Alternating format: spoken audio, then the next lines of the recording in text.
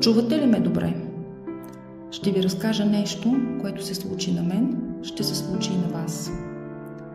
Тогава се сетих за думите, които ми каза Зори.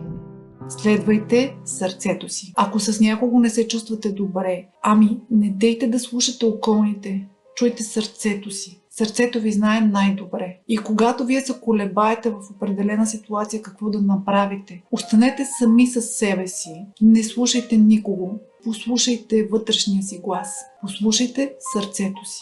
То ще ви води по правилния път и ще ви даде правилните насоки, как да действате. Помислете, слушате ли сърцето си? Помислете от какво се водите във вашия живот. От неща, които са ви казвани преди, от неща, които ви се казват сега, от неща, които са ви насаждани. И помислете дали вие самите не си слагате пречки, породени от страх.